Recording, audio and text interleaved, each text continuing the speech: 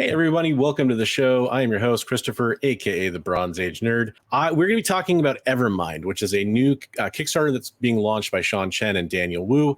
But before we get too far into that, I actually want to play a quick trailer from the Kickstarter that'll help explain what's going on with the comic book and give you guys a taste of what we're going to be talking about tonight.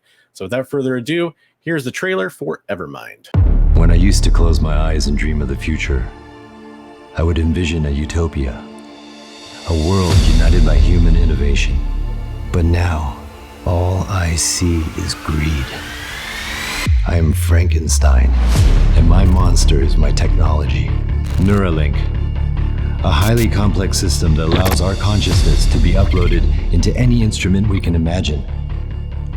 I should have known those instruments would be used for destruction, with evil agencies using it for their quest to power. I, Lucas Zhang, must put an end to my creation, no matter the cost. As I always say, the future is in your hands. Hey everyone, I'm Daniel Wu from Into the Badlands, Westworld, and Disney's American-born Chinese. I am super excited to announce the official launch of the Evermind comic book Kickstarter campaign. You may have noticed in the exclusive comic preview that Lucas Zhang kind of looks like me. Well, that was no accident. Evermind creator Sean Chen based the character off my likeness, so it feels fitting to officially be on the team. Being a co-creator of an epic comic series has always been a goal of mine, and I cannot wait to go on this journey with you all. So, what is Evermind about? Evermind is a science fiction graphic novel set in a dystopian near future that follows a famous scientist, Lucas Zhang, and his discovery of a revolutionary technology that changes the world called Neuralink. With this new ability to transfer human consciousness into advanced machines, Lucas unintentionally creates an arms race among several evil corporations. So as the Oppenheimer of his time, Lucas makes it his mission to ensure that his tech doesn't fall into the wrong hands, even if that means using it on himself. So I am honored and excited to be a part of Evermind. We have an amazing group of talented individuals who will bring this title to life, and we have big aspirations to bring this to television, film, animation, and even video games. The opportunities ahead are endless. I look forward to being a part of this community, and I thank you all for your support. And remember, the future is in your hands.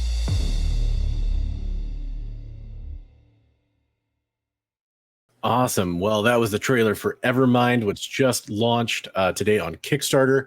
And we are joined by the co-creators of Evermind, actor Daniel Wu and comic creator legend Sean Chen, joining us on the show. Welcome to the show, gentlemen.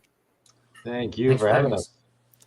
So it has been a whirlwind day for you guys as you've gone through different kind of a press junket here for the launch of the comic. How's launch day been going for you two? Well, I've never done this before, so it's exciting as hell. I've never done a Kickstarter, so my worry is I just don't know what to expect from one. So thankfully we reached our goal in about 2 hours, and so it's all a big relief from here. Absolutely. Yeah, this is the first time ever getting involved in a comic book, but also first time doing a Kickstarter as well. I know this method is not very traditional, but I think it's exciting because it really engages the readers and followers to get involved and get involved in its infancy. It's a rare chance to do that. In my world, like TV and film, you rarely ever, as the audience, get to get involved in the beginning of the process, right? They're the last thing. They're the ones that see it last, right? And so to be able to engage them early on is really exciting to me and really fresh. That's awesome. And you did mention that the campaign was funded. We're just going to take a real quick check-in with the campaign here. I remember I was part of the launch stream over on Swagglehouse's channel this afternoon / morning with you guys. And I remember we were talking about, hey, maybe by my show we'll get to 10 or 12,000. You're already at $13,250, fully backed, 102 backers. So this thing is off to the races already. It's only going to go up from here. That's got to be exciting, right?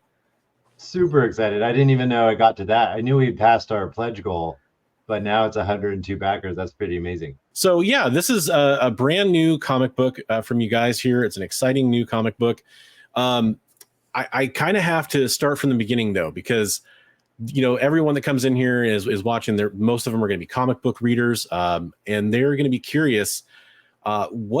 Especially with Daniel, I mean, Sean, we probably know a little bit about your history with comic books, but again, how you got into comic books. How did each of you get into comic books? What's your history with comics?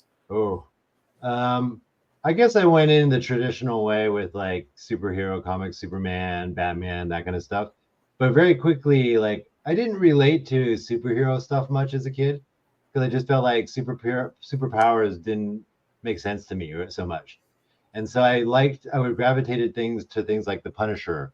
I remember buying the first issue of that, and Green Arrow, where these were not skills that were abnormal. You could learn to be skilled like this. So it was kind of aspirational.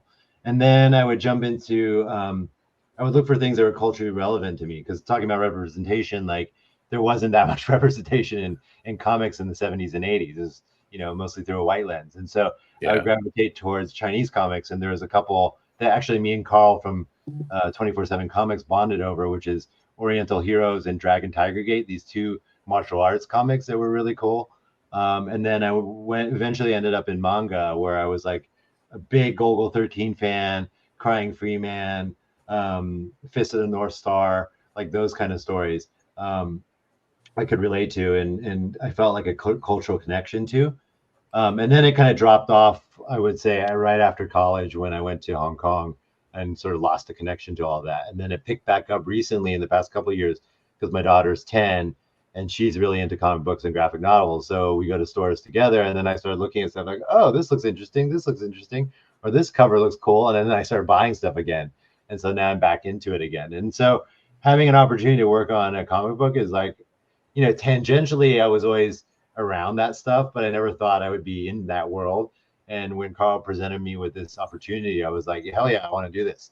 With Sean Chen, of course, and so, I jumped in not knowing how I could contribute, but then slowly finding my way in the group. Right on. Sean, how about you? Obviously you've had a legendary career in comics, but how did it start for you? What was your early exposure to comic books like? It's probably different than most people, most creators. I didn't really read comics growing up, so I kind of knew the superheroes because everyone does. They're like household names. So I did get a fair amount of Spider-Man and Superman, either through the Electric Company TV show, and then my parents probably didn't want to have comics in the house. But if you get the Washington Post, which is what we got, like every day you get a little Spider-Man comic, and then on Sunday you get the color version. And those are drawn by like John Romita. And so there, you always can find a way to indulge your superhero fantasies. So I would watch on Saturday morning cartoons like the Justice League. So there was that love for the superheroes, and then I would like to draw, and then that was my favorite subject matter to draw.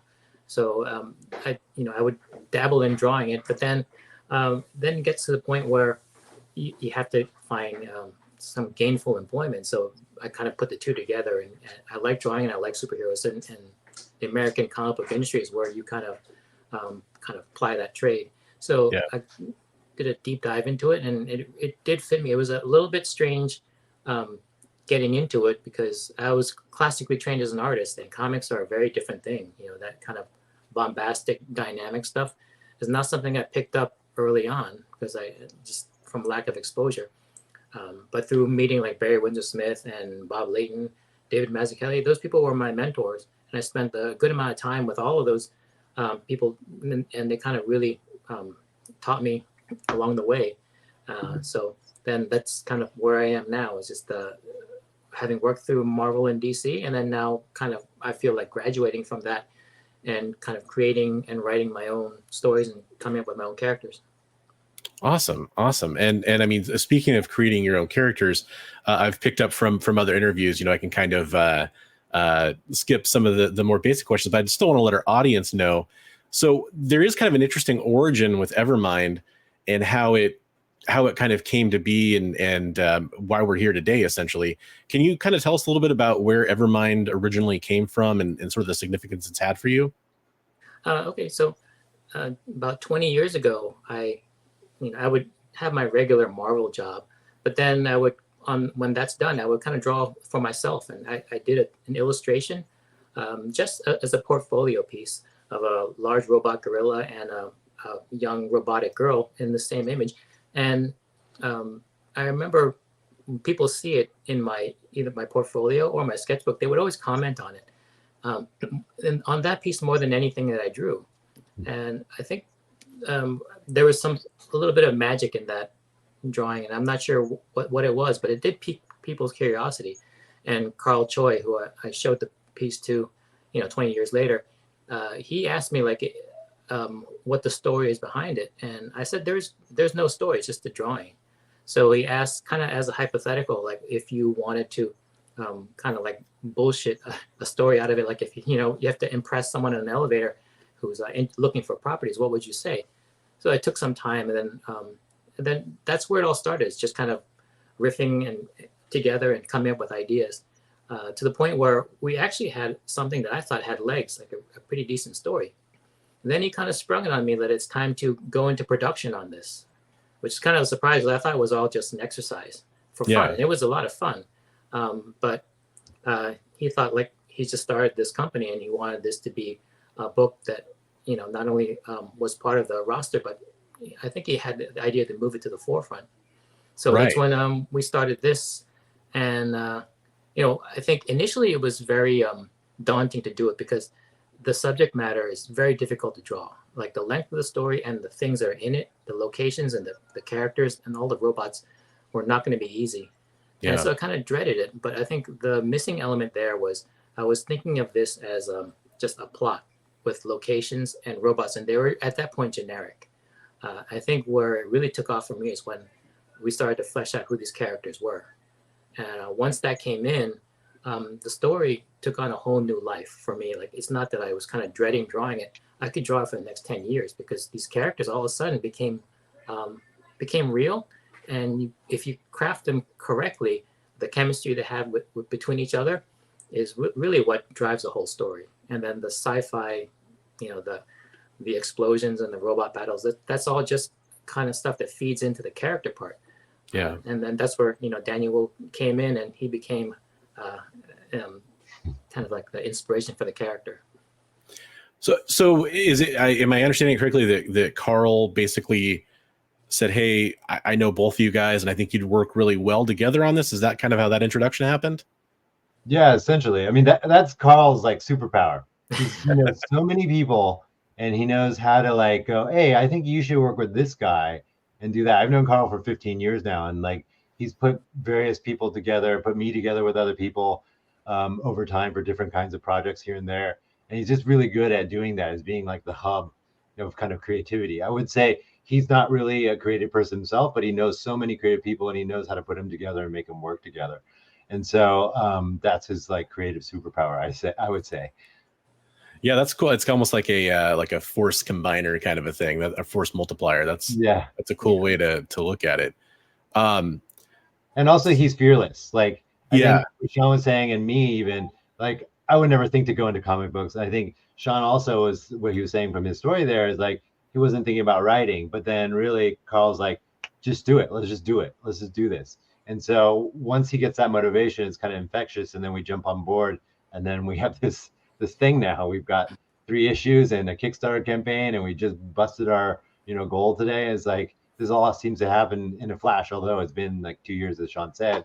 But really, if it wasn't for his motivation, we wouldn't be here at this point. Yeah, absolutely. And I mean, so I've read, I have a leg up on a lot of people. I've read the story, and it is a very cool story.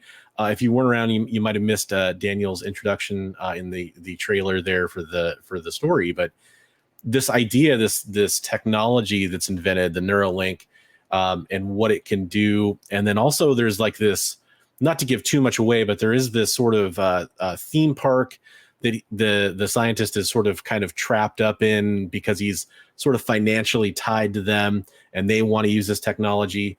It does remind me a little bit of the fact I have to acknowledge the fact we're talking about a theme park with automatons. Of course, Daniel, you were on Westworld. So I definitely thought about that immediately as soon as I started reading the comic book. But it's got a very cool, and I'll just kind of explain to the audience, if you're really wondering what this is about or the kind of genre or vibe it kind of fits into, there's a lot of action. There's a lot of cool sci-fi dystopian. If you're into Black Mirror, those sorts of elements, you're going to see a lot of that come through. There's some really cool dark moments that happen to park guests where it really kind of there was one thing that happened in the first issue to a park guest, somebody who gets lost essentially, and it made my jaw drop when I read it because I just did not expect it to go there. And then you follow that up with some really amazing, if you like military style sci-fi action, there's some really cool action there as well with like a special ops team that starts happening. So right from the first issue, you guys get going. So it's just a really cool story, and I just want to show the Kickstarter here one more time where we're at. And I can kind of scroll down here a little bit too to show you some of the artwork. Oh, you can see the original sketch there. Yeah, and you can definitely see why that would evoke such a reaction in people that were coming to your booth, Sean. I mean, that's really cool art. I mean, I definitely would pause on that myself if I was scrolling through a portfolio for sure. And then, of course, we have profiles for Daniel here and for Sean. And then, you get a little bit of a preview of the comic book, kind of see what we're talking about. So in this main preview image, do you think maybe Sean, do you want to kind of walk us through some of the characters we see on this image? Okay, we see Daniel in the foreground there. That's the protagonist. And then his daughter, who he's kind of estranged from. So it really is a story between the two of them, which is kind of odd because this is a science fiction type story with a lot of action, but you'd be surprised how much of it really is about their relationship. And then so on one side you can see the theme park Bobo World with it's basically like Disneyland, future Disneyland on crack. So it's instead of just like the space of a Disneyland, it's basically like an entire city that is a theme park. And then on the left half of the spread there, it gets very dark because one of the ways they try to increase their profits is to build in the subterranean area underneath Disney World, that Bobo World, where you can go down, and then it's sort of like their version of Pleasure Island. I don't know if people remember Disney had Pleasure Island, and the whole idea was that the theme park itself really caters to children, but you have adults there who are just not being, that there's nothing there for them. So they open up this kind of like, I don't know, it's like a hedonistic underworld for adults. And then what's strange is the gorilla and the princess, they played roles in different areas. So above ground, they play princesses and the mascot, Bobo, the gorilla, and it's all fun and sunshine. And then after hours, they go downstairs and they take different roles. So the gorillas take off their skin and they have mech battles there, which is very like manly man cave thing to do. And then the princesses, they'll strip off their latex skin and then they become strippers and go-go dancers. And all in the name of making a lot of money so they can fund their next big idea, which is Evermind, the ability to transfer your brain permanently into a mechanical being, and which is basically the end result is the possibility of immortality. So, the story, it seems like it's all over the place, but it really is kind of tight. And when you read it, you can kind of logically see why we end up from one location to another, one idea to another. It all kind of all flows together. So. Yeah, and I love this particular image too, because one thing I picked up on the story, there's a very clear duality going on between what's happening above and what's happening below. But that's not the only place that's taking place in the story. There's also a bit of that happening with the Neuralink. I mean, with that technology itself, like it's being used for good purposes that are entertaining and helping people, allowing people that maybe aren't able to experience certain things to experience them, especially if they're ultra rich. But there's also this sort of dark side that happens too with the, military uses and things like that as well. So that's why I mentioned, like Black Mirror, that kind of dystopian technology concept is very prevalent in the story. So I think if people out there are watching, if you're fans of that type of content, definitely a story I think you will enjoy, and of course, fantastic artwork throughout by Sean. We'll get a chance to check out a couple more pieces of that here. This is Underworld, which is that dark, seedy kind of, like you're saying, hedonistic play palace sort of for people. And then here you see some of the military action getting set up as well. that was a really intense, cool combat scene at the end of issue 1, and there's a lot more action in the story as well, without getting into spoilers for people. And then I got to be honest, this is my favorite piece of artwork from the whole series. This is the covered issue 2, right? Right. And so you see the covers are wraparound covers. So I have a bit of an issue with wraparound covers, and that they have like a dual focus, especially when you see them for the digital format. It's landscape, so you can see both sides at once. So you can see the female robot on one side. So that robot there, that's basically the Marilyn Monroe stripper. It actually plays an innocent princess or Snow White during the day above ground. And then that gorilla there that's stripping off his skin is basically between shifts of being a mascot up above and then changing into a battle bot down below. And I think that duality is what really made me interested in the fact that, that these can be used for entertainment. And then there's a very dark side. It's the same exact technology, but there's different uses for it. And that duality takes you into different places. There's the theme park above, and then there's the hedonistic playground below, and then there's the battlefield. So I think this story, one thing that people will get out of it is that it has a lot of ideas in it. I think the ideas of, we took a lot of time to make these ideas. They're very creative. The type of ideas that when you read them, they're like, wow, this is a cool idea. How come no one's thought of this before? It's like one of those things that I think you'll really get out of it when you check it out. Absolutely. And that's something that I was talking about with Carl when I talked to him last week, is that there is sort of this lack of original new ideas in comic books. And I mean, hey, I'm all for, I love the X-Men, and I love, a lot of those great classic characters, of course, and titles. I'm not in any way trying to diss on those, but I think there is sort of a need for people to, kind of seek out some new stuff. And luckily when you get to, creator owned and indie and stuff like this is where you start to kind of get into a little bit more of that fresh territory. Right. And like you said, it's a very original idea. And it has that kind of element you were talking about too, because when you are reading it, you have a sense of like, I feel like this story should have been told already, and it hasn't been, which I think that's usually a really good sign, right? Absolutely, yeah. No, I totally agree with you. I think that there's too much regurgitating of, IPs that are being recycled over and over and over again. And it's like, there's so much original content out there that needs to be highlighted, and no one's really supporting that. And I guess it's because the other stuff is like low-hanging fruit. But I'm attracted to this kind of stuff, like new storytelling that we haven't seen before, that's inspiring, that will inspire me to think of storytelling in other ways, and characters that we haven't seen before, and also like things that are not necessarily just superheroes. And that's what I like about Evermind, is it hits all the themes that I enjoy, but in a different kind of cocktail and a different kind of mix up than we've seen before. One of the things that you mentioned in the launch trailer is that there is this idea of like, hey, where can we take this after the launch phase when it comes to, maybe things like other forms of media. Mm-hmm. And I think that's another element that really struck me, is I could see how this could translate really well to a lot of other different, animation, live action, a lot of different things like that, and still be really engaging for people and have a story that's already fleshed out. I was curious for the comic itself. I know we're launching the 3 issues on the Kickstarter, which is what we're looking at now. Are there plans for future issues to come directly after that? Is that sort of, hey, on the back burner, we're trying to finish up everything right now? Like, where are you guys at with the future of Evermind the comic? Well, right now I'm finishing up issue 4, so there's going to be 6 in all to finish this story arc. I really haven't given much thought beyond that.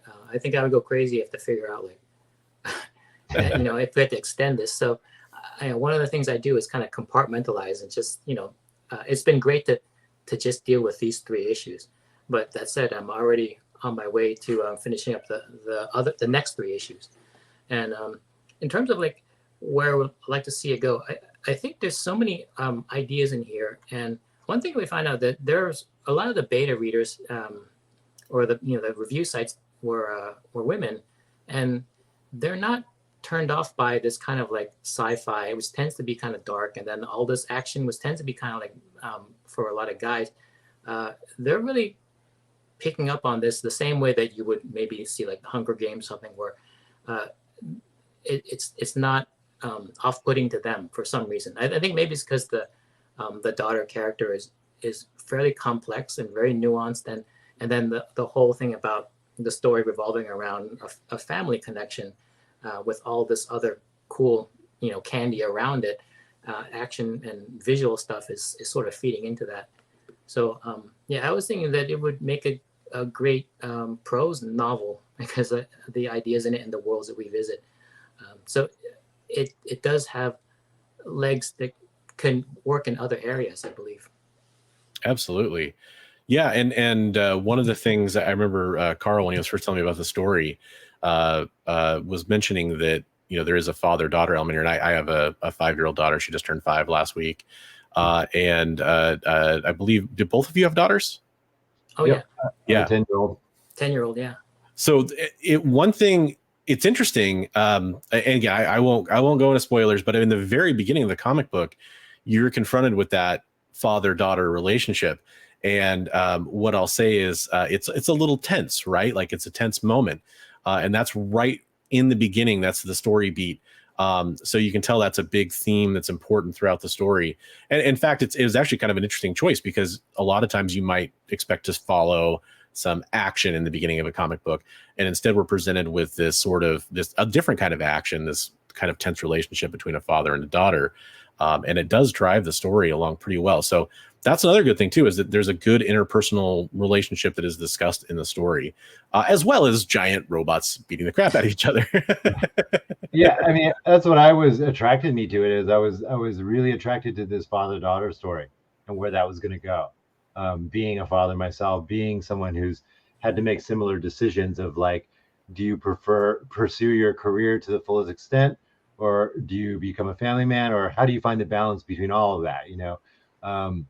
And I think that Lucas Jong is definitely faced with those issues, and he's created a rift between him and his daughter, and they're almost like theoretically, like ideologically, very different people, and a chasm has occurred between the two of them.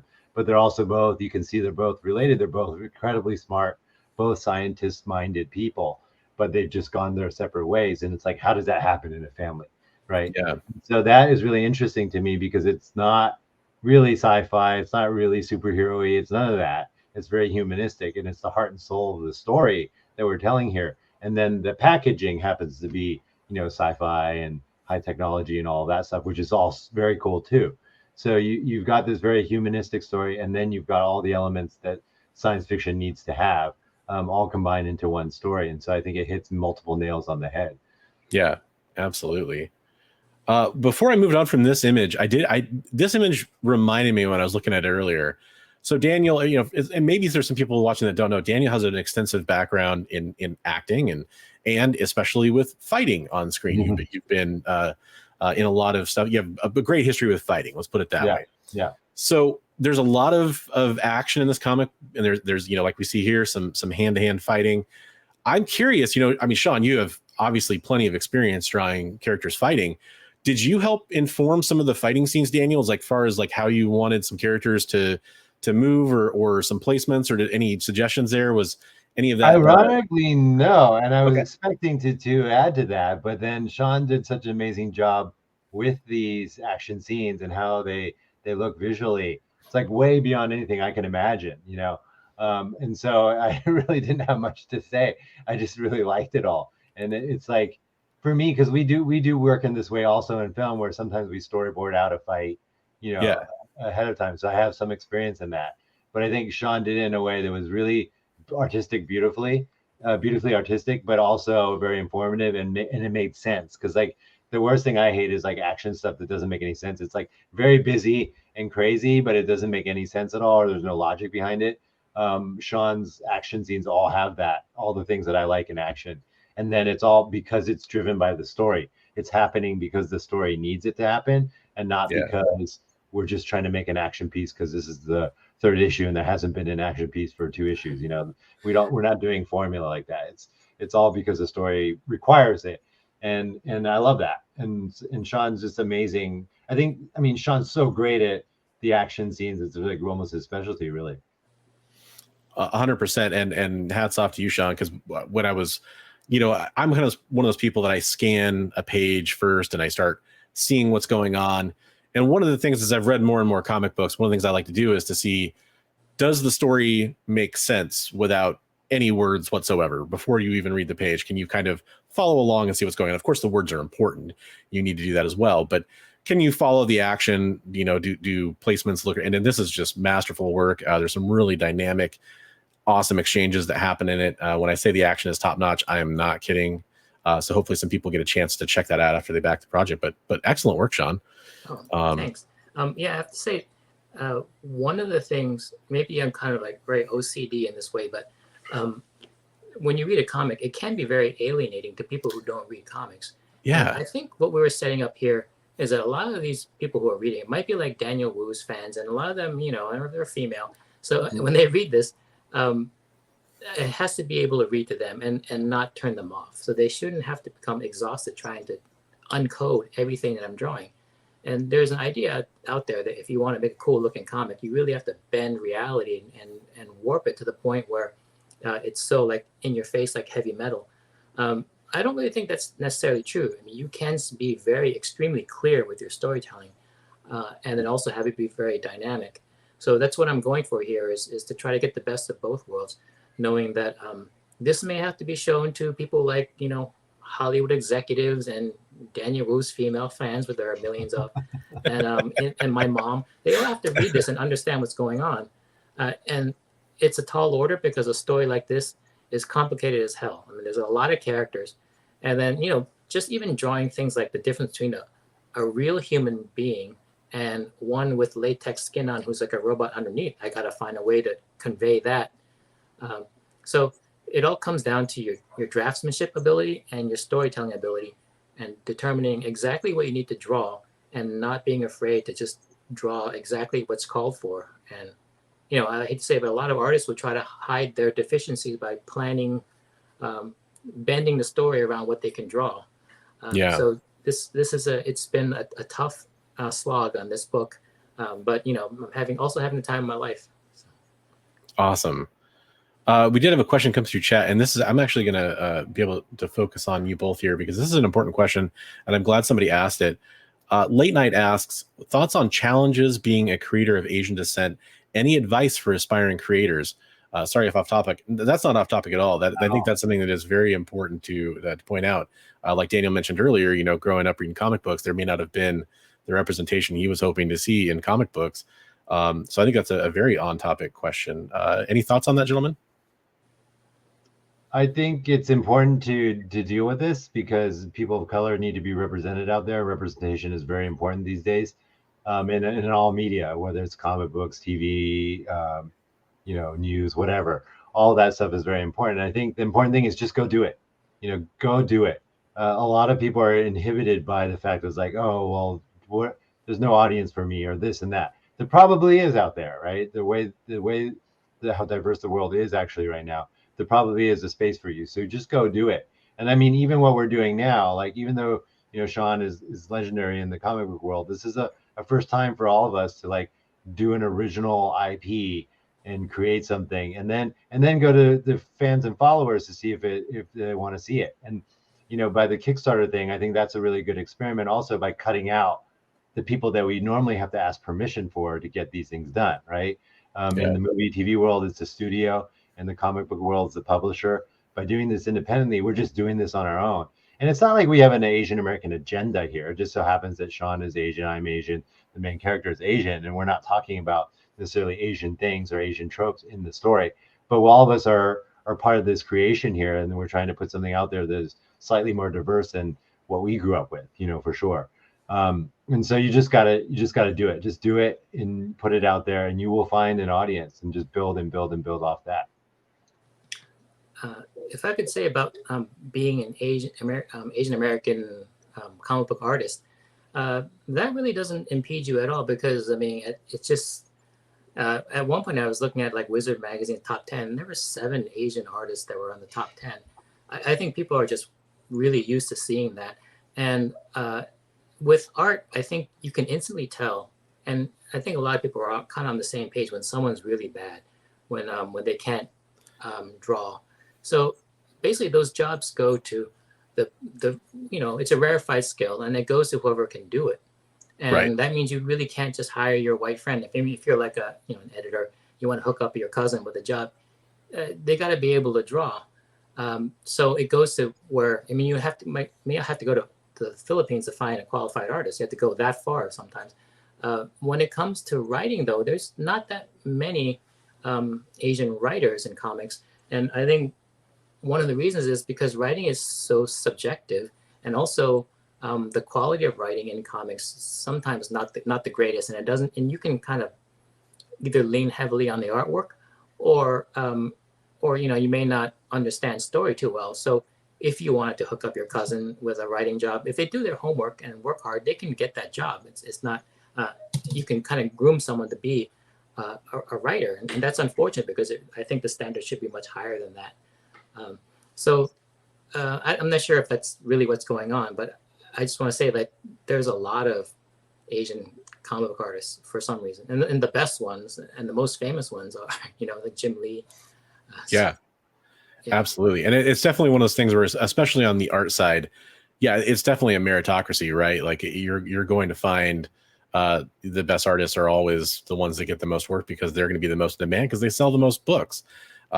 If for some reason there is a large concentration of Asian artists, also a lot of South American, we see a lot of Brazilians, so it is one of those things that I think maybe the cultures do kind of play into it as far as the creation of so many talented people. But I definitely think that's a very good point. I did want to go back and talk about the tiers real fast because we hadn't gotten to that yet, and I do think it's important. This is a really, really easy one. If you're out there and you just think this is a cool idea and you want to support it, boom, they got a tier for you, $2. You can just support everything that happened and say thank you for the cool work that they've done here.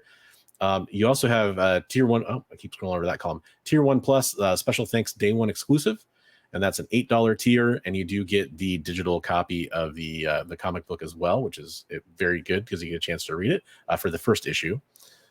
And then tier 2, you get the digital editions of 1 through 3. So that is a really good choice for people that want to read digitally, just want to check out the story and check out the first 3 parts.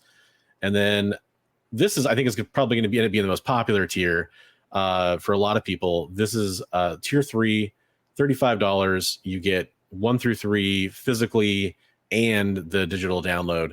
I think that's going to be a good choice for a lot of people that collect physical comic books. And then if you want to see the artist editions too, there's the $60 tier 4, which is limited to 100. That's really cool. And then it gets really insane after that. Tier 5 plus all Evermind books, day 1 exclusive. You get the artist editions as well. That's a $75. Then you get your name memorialized in yes, issue 3 there. Exactly. Yeah. And that's really cool too. I really like that. It's a nice touch. I think a lot of people are going to enjoy. Even at the end of my pre-recorded videos, I have my channel members scroll by, and people really like to know that they're involved and kind of see that. So that's really cool. And then we get tier 5, which has the digital PDFs, the artist editions, issues 1 through 3. And that's limited to 150. You get the entire Evermind collection that way. And then Sean Chen's Vault. Sean, do you want to tell us about this tier? Well, I've had a career that spans like 3 decades. There's been a lot of work I did for Marvel and DC. There are people who kind of picked through and bought a lot of it, but there's still a tremendous amount out there. So there's a whole bunch of original art.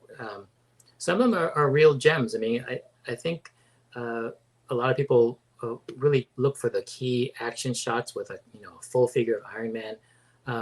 Those, a lot of times, some of the best things that I drew are like the more quiet scenes or like the interstitial scenes, because you get to draw like a building or like a character, a side character. And I really like the way those look. And, I end up with a lot of them. So this is a good way to kind of reward the people. If you want to see what original artwork looks like, how, the work that's actually drawn to make a comic book, it's all there. And there is a lot. So Carl went through and select some of the best pieces, and that's what you get with tier 6. Awesome. Where have you been storing all that? All these Well, years? you know, it's paper, so it's flat. I mean, you'd be surprised that you can put an entire lifetime with of artwork, like, you know, in a cabinet. Wow. Yeah, that's got to be quite the cabinet to tour right there. Yeah. And then we have tier 6, which is Sean Chen's Vault Comic Art Fans Bundle. It includes randomly selected one of one original published comic art from Sean Chen's Vault from the following time, but not limited to, of course, Avengers, Batman, Elektra, Fantastic Four, Iron Man, Nova, Spider-Man, Wolverine, X-Men, all that great stuff. And it's your chance to own a piece of history. That is so cool. Limited to 100 there. Then Marvel Design Art Day. Can you tell us about this tier, Sean? Okay, one of the things I did for Marvel while I was there, a lot of times when I'd finish up on a book and then my next book doesn't start up for a couple of months, one of the things that they liked about my work was that it was very well drawn from a draftsmanship standpoint, but I didn't have this really loud style that kind of obliterated. It kind of prevents other people from putting their own style on top. So I would do a lot of work for Marvel's creative service division, and they wanted to make style guides to kind of give out to companies or just to give out to other artists to say, like, if you're going to draw Captain America, this is what his current costume looks like. And so they hired me to draw the standard Wolverine or Captain America that all artists have to work off of, and they can impose their style upon it and do some crazy rendering and really warp it and make it go crazy. But it's basically the baseline, so that as just in terms of like corporate branding, you don't want to have really divergent ways of representing these characters. So I did a ton of that for Marvel. There are usually 3 view turnarounds, like the front, side, and back of a character. And then there's been like a lot of backgrounds that I draw. So if you ever buy any Marvel merchandise, like lunch boxes, sleeping bags, underoos, or whatever, chances are I drew a lot of those backgrounds and those characters. The characters have changed a lot over time. So this is a while ago. So when they say evergreen, it means it's sort of like the baseline look of the character from about maybe 20 years ago or maybe 15 years ago. That was a standard. So I don't know what they look like now or who they have drawing those, but they would return this art to me and I would just sit on it. And I never put it out there because I didn't think there was much demand for it, because it's not like a big action page that was printed in a comic. This is more like put into a style guide. Right. And I mean, you know, for those that may not know, the original art market has just blown up the last few years. So I think these tiers right here, there's a lot of people that, you know, they're going to be interested in these tiers just for the original artwork alone, let alone, you know, the awesomeness of getting Evermind too. So definitely a couple really great tiers to check out for those folks. And yeah, you can see that there's tier 7, which is limited to just 15. And you do get that is just a $500 tier there. I did want to ask this one. This is a great question from Steven. What age level do you recommend Evermind for? Do you think it should be adult only? Do you have an age target in mind? I know it's a little subjective, but what were you guys thinking for that? You know, I would actually ask you. I mean, you read it. I never really gave it much thought because I always thought that was a Carl Choi problem. But you know, that said, he's been handing out this ash can, you know, the one with the controversial scene you spoke about, to people who are quite young. So, you know, I hope that's okay. But maybe you probably know more about that than I do. Yeah, I mean, my take on it as a reader and as a parent, I've always been a big believer that it really depends on your child. I know my parents let me get exposed to stuff that would probably be considered pretty adult, not necessarily along like sexual content, but when it came to violence or things that were maybe like what I would characterize that scene as is just a very adult theme, in that it takes an adult or mature mind to sort of understand the significance of what's going on there, and sort of the dramatic irony that's kind of happening there as well. And I would say it really is going to depend on your child in that situation and how much you trust them. I would say that there's not too much it's not over the top. It's not gratuitous violence. It's not nudity that's, something that's going to be offensive, I think, for most people that are used to standard indie comics that are out there. So I would guess that a lot of 10 to 14-year-olds are going to be okay to read this, but there's some you may want to pull back on. If you think that your child, you don't like them being exposed to certain types of themes that are a little bit more adult, you might want to hold back. My advice, and it usually is my advice on these things, would be to read it, then see what you think before you hand it over to your child. But I think there's definitely a lot I think there's even some younger kids that would read that and be totally okay with it. But I would say my 10-year-old likes dark stuff, so she's okay with all that. But I would say just be safe, 12, 13 maybe. Yeah. But again, I totally agree with Chris in that it can be, it depends on your kid, what they can handle. But again, there's nothing, I don't really think there's anything in here, Sean, that is too gratuitous or anything like that. I think most of the stuff is pretty. Not much is nothing is shown, but things are implied, and things are stopped right before they get crazy. Yeah, and it is that. I mean, it's the adult situations more than people might be thinking, like full on HBO. You see everything. No, it's more of like having an understanding of like that's the situation they're in, and which to me it's the best part, because you're not being over the top in showing it, but yet you're still getting across that this is a serious situation. We got a great question from this guy here, Swagglehouse. By the way, Swagglehouse, thanks for having myself and our guests on your stream earlier. That was so much fun.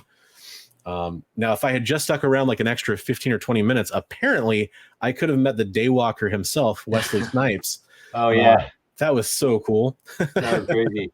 Did you see it though? So I was waiting on. I actually have I had 16 boxes of comics that were getting delivered for a project I'm doing coming up, and I was just nervous because UPS was showing up, and I didn't want the doorbell to ring and like have to go run and grab it. And then it all kind of came to life, and then I just sat back and watched. I'm like, sweet, I can watch the end of the stream, and up pops Wesley Snipes, and I was just like, what is going on here? I loved how he used Daywalker OG as his handle. That was hilarious. Yeah. But Swagglehouse would like to know, Daniel, over your career, have you noticed an increase in studios looking to option comic IP? I would imagine pitching an original script for Evermind would be more difficult than the comic version. Yeah, if we just brought this script to the studio without a comic book, I think it would be very difficult because, honestly speaking, like the executives are not the most creative in terms of being able to imagine what that world looks like. But if you have an IP that's already out there, it's essentially a storyboard for a film, right? And they can see how it works, they can see how they can budget it and blah, blah, blah. That will be way more helpful than not having anything at all, I think. And then also coming with that is that if the comic is popular and there's an audience for it, that's a built-in audience that will go straight to the thing. So, film executives are very simple-minded. It's really about, does this formula work? Can it make us money? Will I not lose my shirt over this? And so if they can see that there's a path towards success, they'll go for it. But again, like if we were trying to pitch this concept of Evermind, and it's this dystopian future, and there's this crazy machines, a robot, blah blah blah, like all that, they would be like, whoa, that's like a $200 million movie. But they'll definitely jump on something that's $200 million Marvel thing that's already been out there for years because it's low-hanging fruit, right? Yeah. So something independent, a little bit harder, much harder, definitely for sure. Big names, definitely a lot easier. But I think having a successful independent comic can still be very, very helpful as compared to like just going in cold with a pitch that has no track record at all. Awesome. If I can say, I think the traditional way that you pitch an idea for a screenplay is like you write a screenplay, and all those, we know what they look like. They're kind of like those 125 pages. They're all the same basically, but that's how they can read it and determine whether a project should be greenlit or not. So when I'm making a comic, you could possibly be making a screenplay. I mean, that's something that functions the same way. It goes to the same path for the same person, or it could be just another comic. So how do you know if you're actually creating a screenplay or just another comic that goes on the shelf for a month and then it disappears forever? It really is like if you are a writer who's got their chops and are doing everything the right way and know enough about storytelling, the story you're creating would impress your publisher, and your publisher would move it to the top of their roster, and then he would bring it around to other people and involve other people. So like a big name reads it and they get into it, and then from there, because it grows and it goes all the way. I don't know how far this will go, but we made it this far, and I think that's pretty impressive. But if it goes to the next level and gets to that, whatever the Hollywood exec that's in charge of greenlighting thing, it essentially functioned the same way as a screenplay. Probably the worst formatted screenplay in the world, because I do have the same dialogue, but it's in these little balloons, and it goes to the picture of the person's face. So it'll be a great comic book. It's a really bad format of a screenplay, but it does the same thing. It shepherds the story all the way through to the end. So I'm really pleased as punch that it got to this point. I essentially look at it as, it's like, we often storyboard a movie out so that everyone is on the same page, our department, camera guys, like all that stuff, that we're making sure we're shooting it tonally in the right way. And I think by having a comic book, you've pretty much already done that. You've created a storyboard that an executive can look at it and go, oh, I understand this world. I get what you're trying to create here. And therefore I know how much money to throw at it or whatever. And so I think it's extremely helpful to have it. Yeah, that I could see that. I mean, especially if they're more visually focused. I know, a lot of times there's, you know better than I do, but a lot of times in Hollywood, you do see like concept art that helps sell. That was a big part of why Star Wars was able to be made. So ever since then, so yeah, I could see that being a big factor. This is an awesome comment. William just wanted to say that he loved Into the Badlands, and now you're in comics too, Daniel, and you are awesome. That is so cool.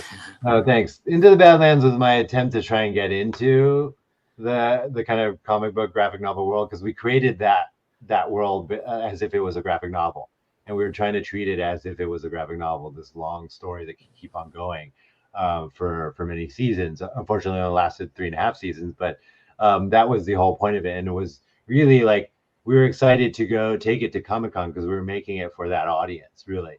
But unfortunately, AMC didn't send us there that often, so we didn't really get to connect with a lot of people. So I get to see online like all the fans that really did love the show, and really kind of I think we came a little too early. If we were a year or two later, we'd probably be still making the show right now. But I think the concept was too fresh, too new, and came a little too early, and so it ended quite early for us. That's an interesting point too, because I think the timing would have been kind of a sweet spot there too, just for content needs a couple of years later as well. But yeah, that was awesome. I do want to make sure I just want to make sure I finished going through the Kickstarter, and then we'll go back to the top and see where we're at. So we talked about tier 7, tier 8. This is the ultimate VIP signature deluxe box set, $750. This is limited to just 25 pieces, by the way, so you definitely are going to want to hop on that one if that is interesting to you.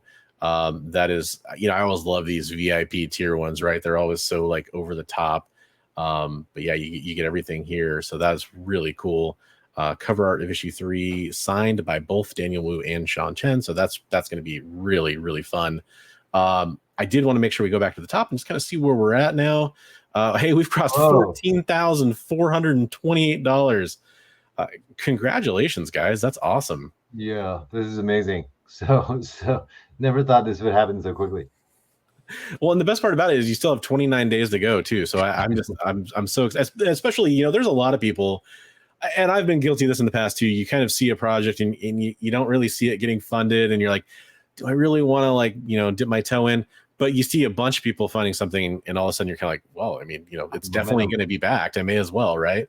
Yeah. So that's really awesome. So I did have a question kind of for each of you when it comes to doing this project here.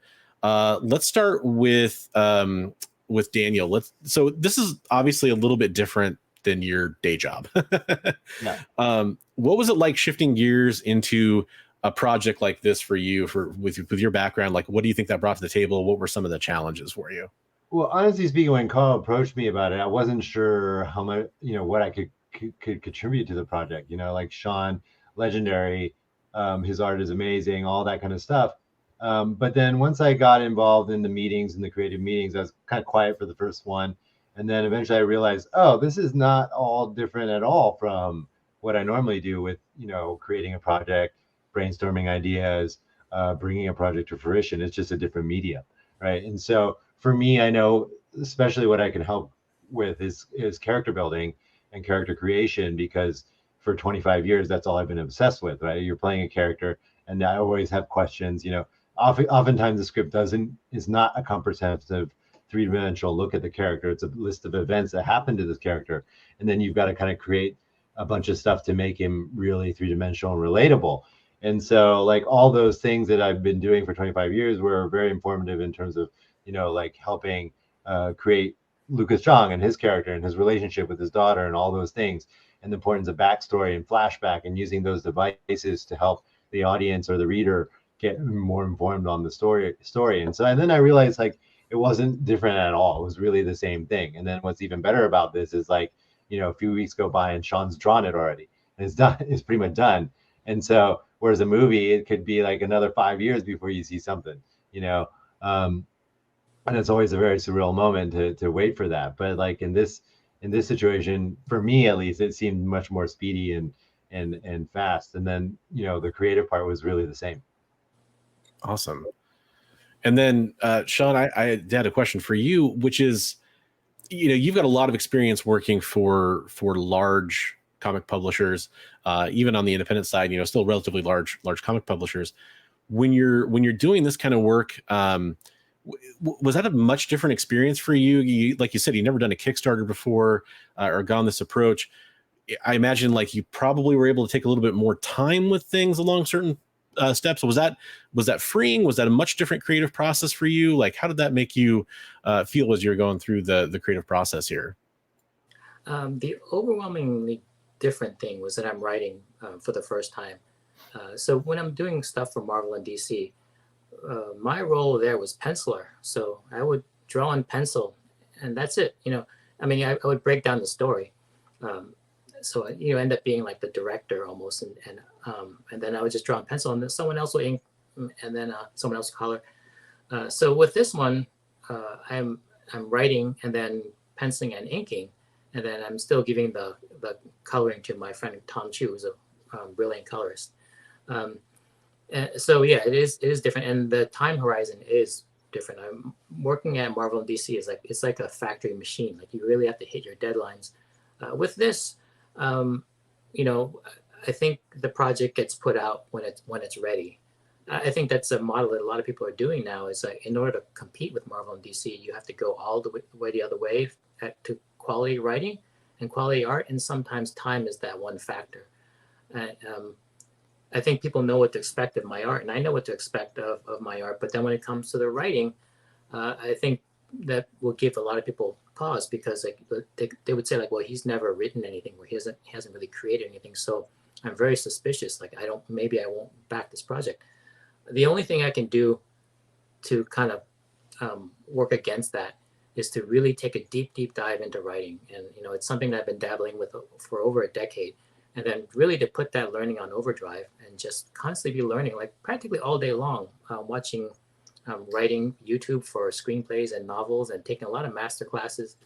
I've taken the Robert McKee class live, and that'll help, make up for the fact that I'm not a veteran writer. And then the other thing is the time horizon, which, a lot of times writers have to turn around a story in like 5 days or something. With me, we had this story from the very, very beginning conception of it. It's been a couple of years. So I think, my deep dive into writing, and also the long time horizon to kind of work and rework endlessly with like maybe 20 or 30 drafts. I can compete with like someone like maybe like on a Tom King level, because he has to turn these around very quickly, and I can just take a lot of time. The amount of time that it takes. And luckily I can take that time because I draw at a certain pace. Like I'm not the fastest artist in the world. So, and I can do two things at once. I can draw and think about where the story goes. Right. And putting those together, this is like very highly concentrated with the best art I've done. And then the best of my ability writing wise, which I guarantee is not like someone who's very green at writing, even though I haven't written very many things. I've taken the necessary steps to make sure the story is at a quality level that you'd want to read. Well, that's funny you say that, because after reading the story, I actually had to kind of go back and I was like, I know Sean Chen as an artist. Did he write some stuff that I didn't know about, like that I missed or something? Because it doesn't, yeah, it definitely doesn't show that this is your first work out there. And I mean, I think a lot of that too is the concept is so engaging that like it just keeps you page turning. I think that's something I've seen a couple people say today that I thought was totally true. Yeah, I think it's working quite well. Do you have any plans on doing future comics where you'll be the writer and the illustrator at the same time, or is this kind of going to be special and unique for this type of project?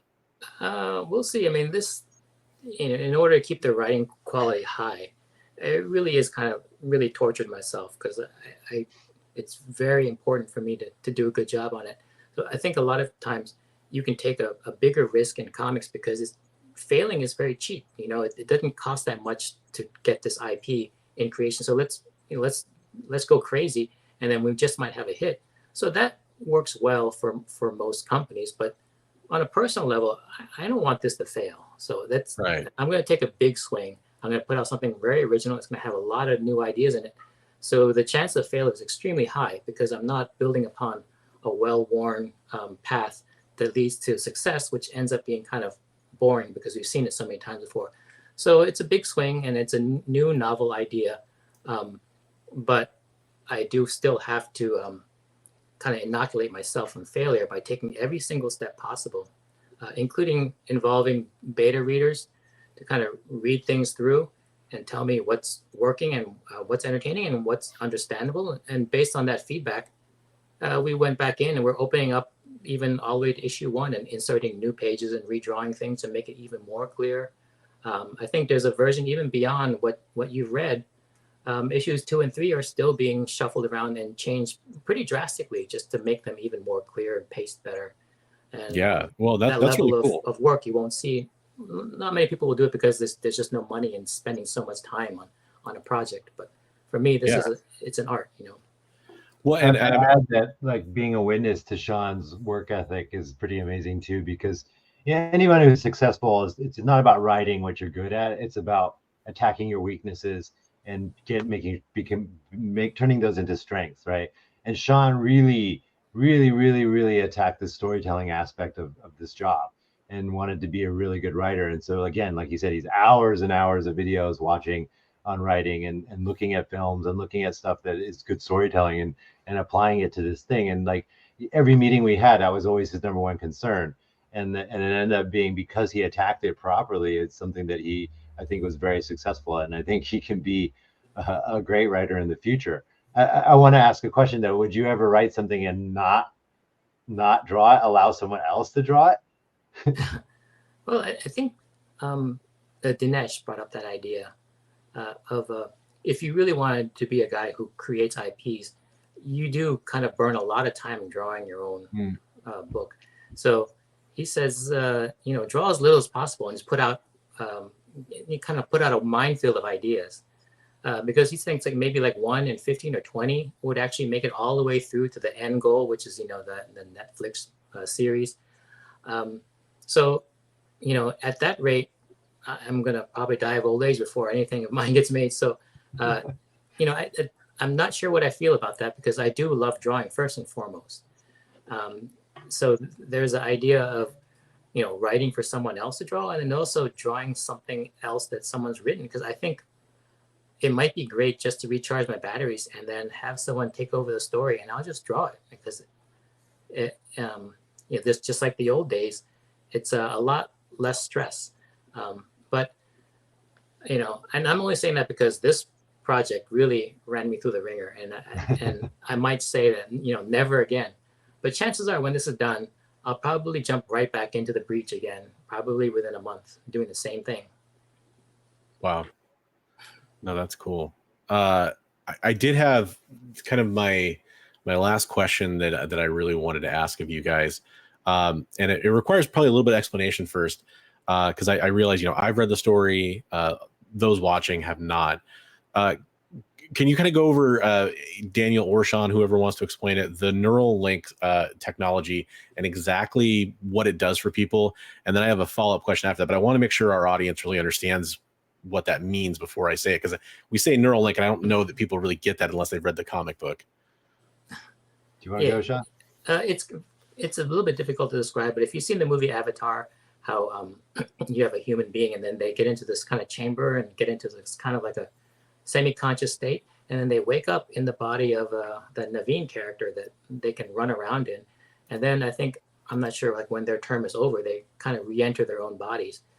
So this is kind of the same thing, except instead of going into, I don't even know what they were going into, whether they were like living beings or something. You can kind of uplink your mind or consciousness into a robot and emerge as an animatronic. And it's either, it's being used to play characters in a theme park, because, like the mascot character of that theme park is this giant gorilla. You just can't get a guy in a rubber suit because the proportions are all wrong, and then it doesn't feel real. Right. So this is like as if a Pixar character really came to life, and it was kind of just piloted by some person in this control pod. So every single one of these characters that are running around in the theme park, whether they're princess gorillas or the strip club dancers and go-go dancers down below, or the mech fighting robots, they're all basically people operating these, doing short-term shifts in these robots by controlling them with their mind. So they were using that to make lots of money. And the reason they wanted to make money is to fund, because Lucas Zhang came up with this really huge idea, just kind of struck him like a lightning bolt, that what if your body passed away while you're in that control pod, you're still in this living being, this the robot, yeah. And then how long can you live? And if he can find a way where you can make a permanent transfer, and this will benefit anyone who is either sick or dying from old age, and then all of a sudden you have immortality.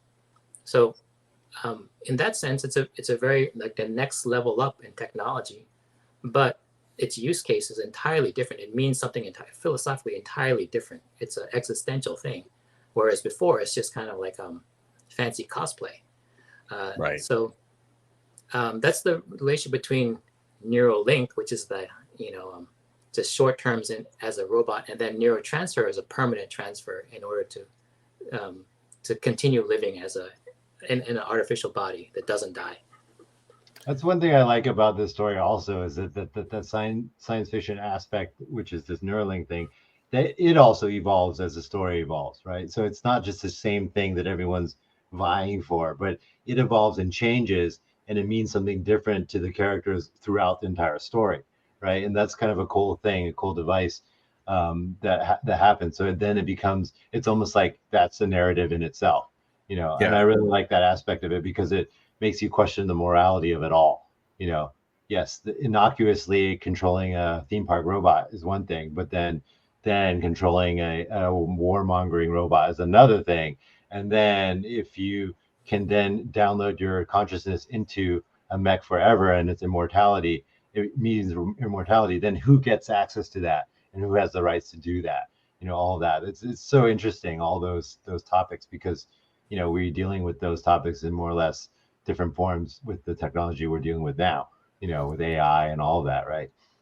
Well, that's exactly where I was going to go. So I really, Sean, especially, I really appreciate that explanation for people to kind of set up this final question for you guys. Obviously you can read Evermind, you can find out about what it might be like in a near future in this world that we're inhabiting when we read the story. If Neuralink existed in our world today, what do you think the world would look like, and what kind of uses do you think people would have for Neuralink that might surprise people? Well, my job as a storyteller, we kind of only look at these in terms of the framework of a story. Just like if you had like a pandemic and a vaccine in a movie, people will be dying of a pandemic, and then a vaccine will be created, and everyone would take the vaccine, and the entire world would live. But in reality, it's way more complicated than that. So I don't really speculate too much on what would really happen in the world, because my world of the story is a speculative world, and it serves the needs of the writing. So, but I can imagine that it would be gate kept by powerful people, and it will be abused. It would be, I mean, it would just tear the world in half. Mm. And I think if this ever existed, it should be kind of tucked away, and all the discussion in the world would be about whether it should exist or not. And no one should start using it until we come to a conclusion on whether it should exist or not. Interesting. Daniel, what do you think? I agree. I think it would be turned into some kind of commodity, right? Because that's most technology then is to sell it at some point, and then it's to who. So is it gate kept, or is it an open source thing, or what is it? You know, that I think most likely, because it's a commodity, it's not going to be open source. It'll be held by a very rich few and distributed only to those people. But definitely, for sure, one thing that you can imagine is a lot less people going outside because they stay inside and the mech will go do all their stuff for them. That's for sure. But yeah, I don't know. I think there's lots of benefits, but I think it could get out of control really quickly. Yeah, it was a fun thought experiment as I was reading the story to think about, there's always that when you're reading next step science fiction that takes place in the near future, you always have to wonder how it might affect the world if it was actually happening now, right? Like that's the fun part of reading a story that's kind of fantastical, but yet not super far out of reach. I mean, we're not talking about things that are too dissimilar from virtual reality and some other things that we've seen in science fiction recently, but it's still this kind of unique take on it. And you have to wonder, like, would it be good for people with things like disabilities or phobias that they can't overcome, or these different types of, they're not able to travel and then they could travel via Neuralink. But then, yeah, you start to wonder about the dark situations. And if you're somebody who does start to wonder about the dark uses and dark situations and the moral quandaries that could happen, I do recommend backing Evermind and checking out the story that these fine gentlemen have created for us. We are currently at 111 backers. We actually had our 111th backer in the chat here. Buddy. Thanks, That's buddy. awesome. Yeah, so we're up to $14,578, but 111 backers. There's going to be a lot more going in the next 29 days for this campaign.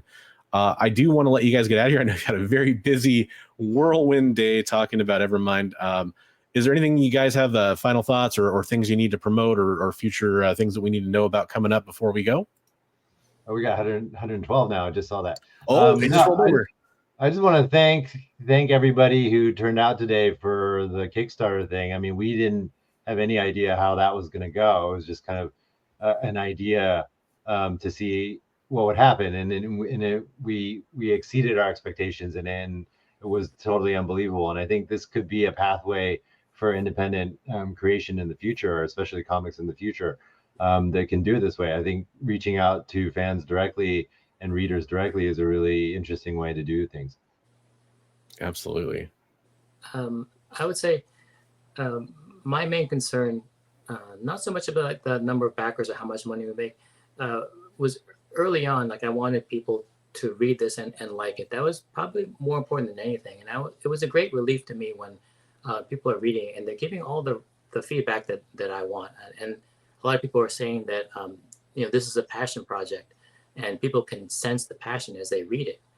It's got an energy. It kind of crackles with like a lot of passion and energy, and they have a certain feeling when they read it that this is something special.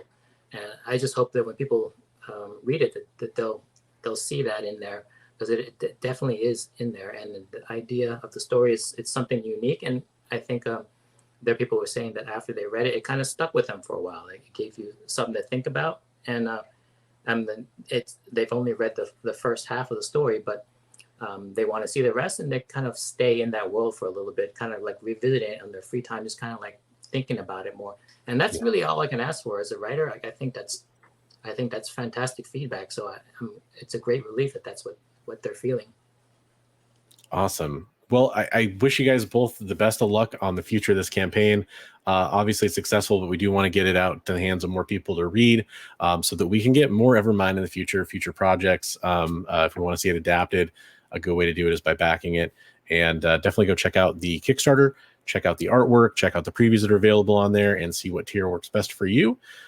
Daniel, Sean, thank you so much for your time on the show. I really appreciated having you on, and I hope you guys have a wonderful night and a fantastic Kickstarter campaign. Great. Thank you very much for having us. It was a lot of fun. Absolutely. Thanks, chat. We'll see you on the next one, and have a great night. the